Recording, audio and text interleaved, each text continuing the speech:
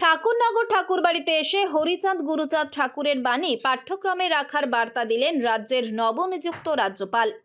মতুয়া বাণীকে পাঠ্যক্রমে আরও গুরুত্ব দেওয়ার আহ্বান জানালেন RN রবি। এদিন ঠাকুরনগর মতুয়া ঠাকুরবাড়িতে সস্ত্রীক গিয়ে পুজো দেন তিনি। তবে তার এই সফরের পর রাজনৈতিক তরজা তুঙ্গে উঠেছে। জানা গিয়েছে, বিজেপি সাংসদ তথা কেন্দ্রীয় প্রতিমন্ত্রী শান্তনু ঠাকুরের আমন্ত্রণেই রাজ্যপালের এই সফর। ঠাকুরবাড়িতে পৌঁছে তিনি পুজো দেন এবং মতুয়া মহাধর্ম মেলার আবহে ভক্তদের শুভেচ্ছা জানান। পাশাপাশি বিকশিত ভারত গঠনে মতুয়া সমাজের ভূমিকার কথাও তুলে ধরেন। আজকে মহামান্য রাজ্যপাল এসে মতুয়াদের সম্পর্কে জেনে ওনার ভেতরের যে আবেগ, সেই আবেগ উনি প্রকাশ করলেন যে এত বড় অবদান থাকা সত্ত্বেও এই সমাজটা পিছিয়ে কেন। যে কারণে উনি ইচ্ছা প্রকাশ করেছিলেন এবং আমি চিঠি করাতে উনি ঠাকুরবাড়িতে এসছেন, মেলা পরিদর্শন করেছেন এবং মতুয়াদের প্রতি ওনার শ্রদ্ধা জ্ঞাপন করেছেন। আমরা সকল মতুয়ারা আজকে আপ্লুত, গর্বিত এবং আনন্দিত ওনার এই বক্তব্য এবং ওনার আসার জন্য। অ্যাকচুয়ালি হরিবোল শব্দ হচ্ছে সর্বশেষ শব্দ, যার মাধ্যমে মানুষ তার মুক্তি পেতে পারে। তাই হরিবোল বলা মানুষের মনের ভিতরের যে সরলতা, সেটাকে ব্যক্ত করা। তাই সমস্ত মানুষ হরিবোল বলতে পারে। উনিও আনন্দের সহিত হরিবোল বলে আমাদের সমাজকে যেমন উদ্বুদ্ধ করলেন, নিজেও আনন্দিত হলেন। হরিচাঁদ গুরুচাঁদ ঠাকুরের আদর্শ সমাজ গঠনে গুরুত্বপূর্ণ এবং সেই কারণেই তাদের বাণী শিক্ষা ব্যবস্থায় আরও অন্তর্ভুক্ত হওয়া উচিত।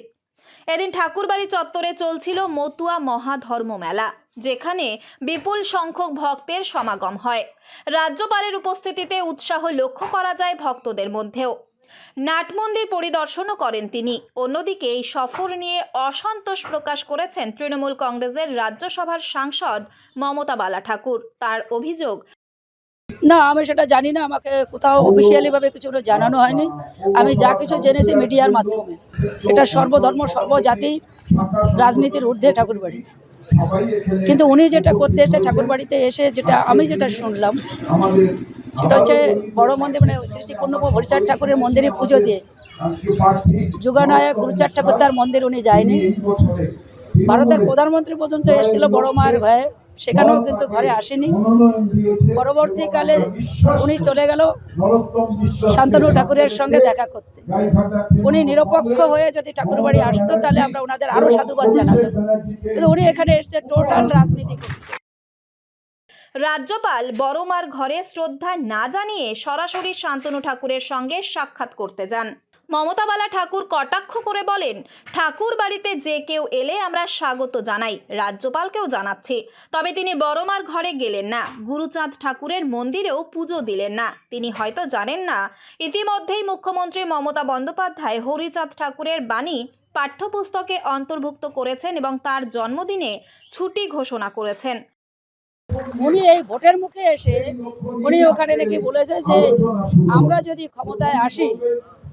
ক্ষমতায় আসা হয় তাহলে পাঠ্যপুস্তকে হরি গুরুচাঁদের নাম উঠাবে। তা ওনার জানা উচিত যে এর বহু আগেই পাঠ্যপুস্তকে অলরেডি মাননীয় মুখ্যমন্ত্রী মমতা বন্দ্যোপাধ্যায় সেটা পাঠ্যপুস্তক হরি গুরুচাঁদের 9, 10, 11 উঠানো আছে। এটা ওনার জানা নেই, কেন ওনা তো অন্য ভাষী, উনি বাইরের থেকে এসছে, পরিযায়ী ভোটের সময় পরিচয়ের মতন আসে, পরিযায়ী শ্রমিকের মতন। ওনার জানা উচিত রাজ্যপালের যে কামনা সাগরে ভক্তরা স্নান করে ওটা মমতা বন্দ্যোপাধ্যায় করে দেবে। হরি গুরুচাঁদের বিশ্ববিদ্যালয় যেটা সেটা মমতা বন্দ্যোপাধ্যায় করে দেবে। হরি গুরুচাঁদের নামে ওয়েলফেয়ার বোর্ড করে দেবো, মতুয়া ওয়েলফেয়ার বোর্ড। এখন তিনি রাজনীতি করার জন্যই এসেছেন। বর্তমান প্রেক্ষাপটে রাজ্যপালের এই ঠাকুরবাড়ির সফর ঘিরে তাই নতুন করে বিতর্ক দানা বেঁধেছে। উত্তর 24 পরগনা থেকে রুদ্র নারায়ণ রায়ের রিপোর্ট, লোকাল 18 বাংলা।